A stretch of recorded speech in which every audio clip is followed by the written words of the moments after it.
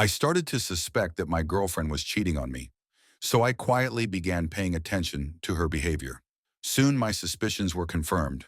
I caught her with another man who turned out to be a convicted criminal. I didn't confront them right away. Instead, I gathered all the evidence I could and reported everything to the police. Turns out he was involved in other crimes and she was helping him. In the end, they were both arrested and sent to prison. I got rid of two traitors at once. I was 20 when I found out my dad had pancreatic cancer. The diagnosis felt like a death sentence. We lived in a small house outside St. Louis, and everything that once felt stable started to crumble. My mom worked 12-hour shifts, and I dropped out of college in my second year to take care of my father. He spent 4 years dying. Chemotherapy, surgeries, endless hospital bills. It wasn't just killing him, it was killing us too. When he died, I shut down. Church, school, even friends, all of it faded. To support my mom, I took two jobs and quickly realized minimum wage wouldn't cut it. That's when an older acquaintance offered me something else, running packages at night. It was drugs, and I knew what I was getting into. But I needed the money. I never sold, just delivered, strictly by instruction. In 6 months, I had enough for college, went back part-time, and quit the game. I thought since I kept my hands clean, karma would leave me alone. I was wrong. A year later, I met a girl. Let's call her Julia. We'd gone to high school together but never really talked. She found me through mutual friends, bright, genuine, with the kind of smile that felt real. There wasn't a hint of fake in her. After everything I'd seen, that pulled me in. We started talking, and I got hooked. She knew about my dad, knew I'd been through hell, and it felt like she understood how much I needed something pure. A few months in, I knew I wanted to build a life with her.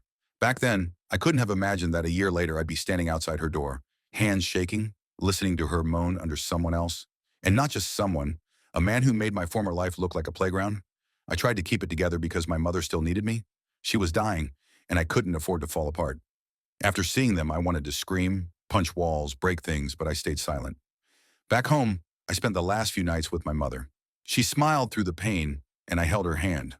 When she passed, I didn't cry right away. It wasn't until I was alone in her empty room at night that I let the tears come. Rita kept calling, texting, leaving voice messages. I didn't answer. I listened to them late at night and then deleted them. She had no idea I had seen everything. I didn't want a scene, no screaming, no fake explanations. I just wanted silence. But silence quickly turned into fury. That's when I decided I'd find out who Henry really was. I couldn't believe she threw away everything we were building for someone like him. My instincts weren't wrong. Henry was filth. Some old contacts gave me leads. Then I hired a private investigator. A week later, I held a folder full of filth. Prior convictions, drugs, theft, assaults, and like a punch to the gut, sexual offenses in his past. I nearly threw up. She slept with him while my mother was dying. This wasn't just cheating. It was betrayal on a level I couldn't even define. I couldn't hit her. I couldn't scream. But I could destroy them. I started watching, tracking Henry, following his car. I learned where he went, who he met. I knew he was back in the game. I just needed proof. One night, I saw him hand something off through a car window. Camera, photos, video, I got it all. Then I called someone I knew in law enforcement. I didn't give my name, just told them to look into someone. A week later, Henry was taken in. The next day, his mugshot was front page. I looked at it and didn't feel a shred of guilt. Rita didn't call. She disappeared. Or thought it was all just bad timing. But I knew this was only the beginning. I knew that Henry's arrest wouldn't be the end. I wanted every step they took to become a nightmare. While he sat in a cell awaiting trial, I kept an eye on Rita. She wasn't showing up to work, wasn't calling me, but she kept posting old pictures and quotes about pain and betrayal on social media. It was almost amusing. But I also knew the police would search the car, and if they found anything that linked her to his crimes, she'd be going down with him. I knew about the stash in the trunk. I'd seen Henry open it with Rita's key, and I knew she'd given it to him, thinking she trusted him, a mistake she'd pay dearly for. A few days after his arrest, I arranged to meet with her. I told her I was struggling, that I needed someone to talk to, like I needed her support again. She took the bait. She came to a cafe, sat across from me, and I could see she was scared. Her eyes darted around, her hands trembled. I played the part to the end. I acted kind, tired, not accusatory. She spoke first, about my mom, about guilt, about how everything went wrong. She didn't know I knew. I nodded, asked how she was.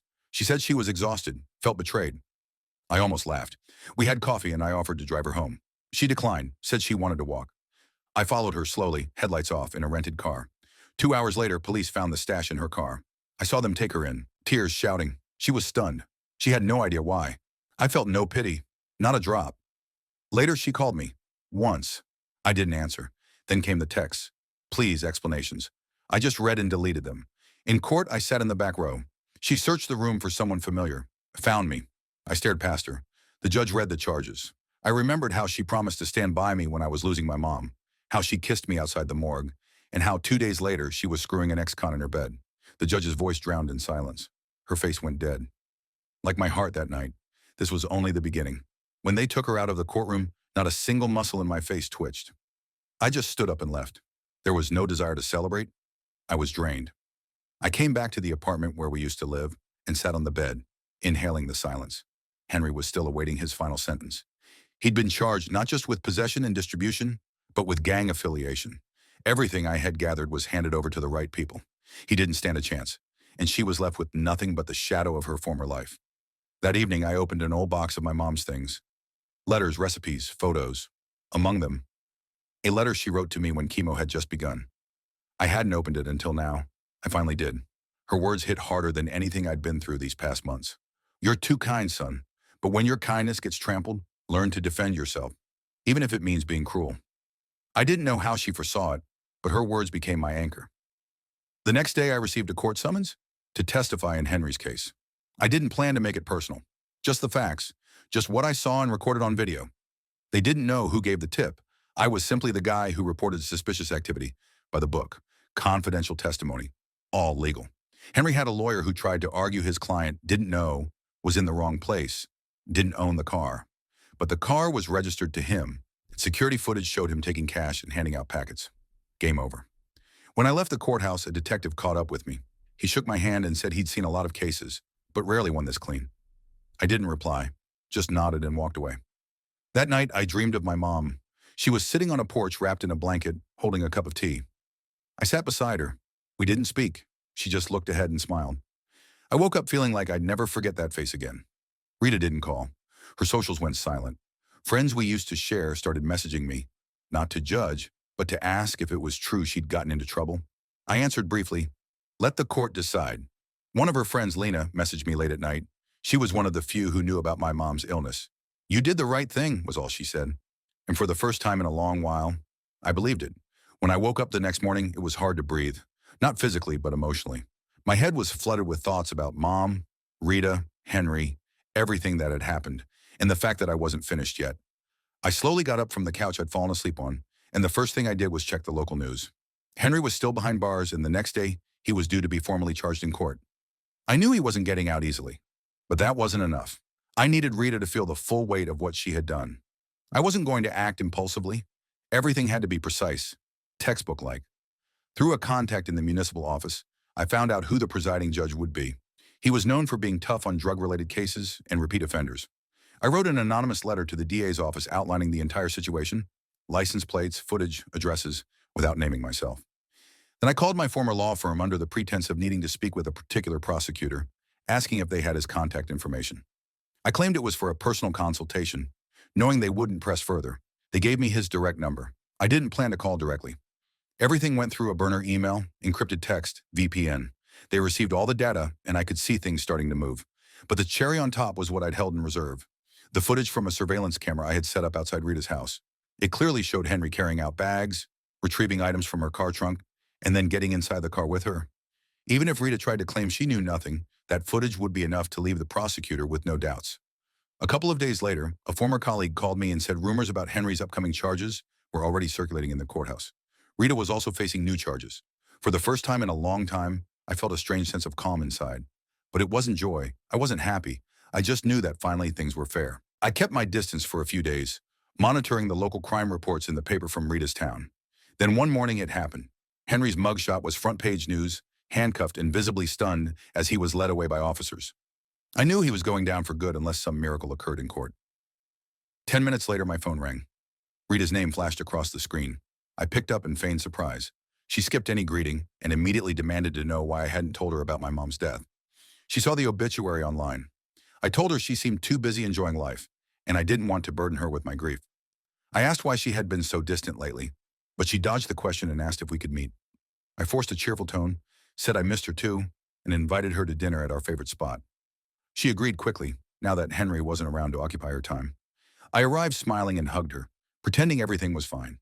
She didn't react when I avoided her kisses, probably chalked it up to my emotional state. Really, I couldn't stomach the thought of where her mouth had been. We sat at the bar, ordered our usual drinks. The bartender remembered us well. I excused myself to the bathroom and quickly texted him, "Make mine virgin, double hers." I came back, talking about old memories, and he brought us a second round. She commented that her drink felt strong. I told her mine barely tasted alcoholic.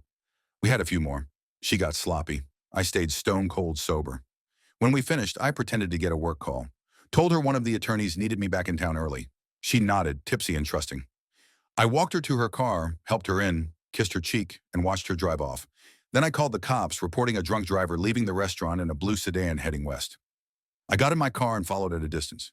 About 2 miles later, red and blue lights flared ahead. They pulled her over. She never saw it coming. That night, I couldn't sleep. I stayed up refreshing the county jail roster until her name appeared in the system. DUI, possession with intent. My heart didn't race. I felt cold, focused. The arrest report would show the car she was driving contained several ounces of narcotics hidden under the back seat. What she didn't know, and what made this poetic, was that Henry had used her car as a delivery vehicle without telling her. The cops searched it as standard protocol for a DUI, and boom, instant felony charge. She was booked, photographed, processed. I knew the bail would be sky high due to the drug charge. The next morning, she called me from the jail. I let it ring twice before answering. She was crying, panicked, saying she'd been arrested, and it was all a mistake. "I didn't know there were drugs in my car," she kept repeating. I played dumb. "Drugs," I said. "Are you serious? Rita, what the hell?" She asked if I could help with the bail. I sighed and told her that after Mom's death, I was sorting through legal paperwork and couldn't risk putting up assets. She kept crying. I kept pretending to be confused and disappointed. I told her I'd see what I could do and hung up. Then I did nothing. A few days later, I went to her arraignment and sat in the very back of the courtroom. She didn't see me right away. Her hair was messy, face pale, and when she finally spotted me, her eyes widened, filled with tears. She looked away quickly, ashamed. When the judge read out the charges, DUI, possession with intent to distribute, she visibly crumbled. Her lawyer tried to argue she had no idea what was in the car, that the drugs belonged to someone else.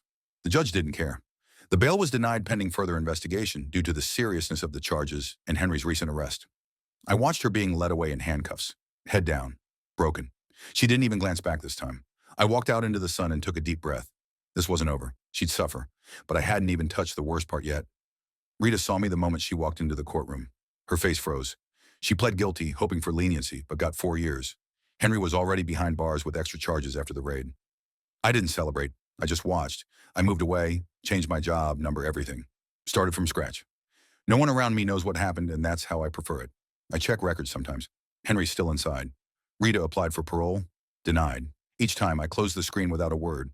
This wasn't about winning. It didn't undo the pain or bring my mother back. But it gave me something I lost. Control. I don't date. Don't trust. People say I seem distant. Maybe I am. Maybe I'm just safe now. Sometimes I imagine the life we could have had. Then I remember what she did, who he was, and I feel nothing. That's my peace.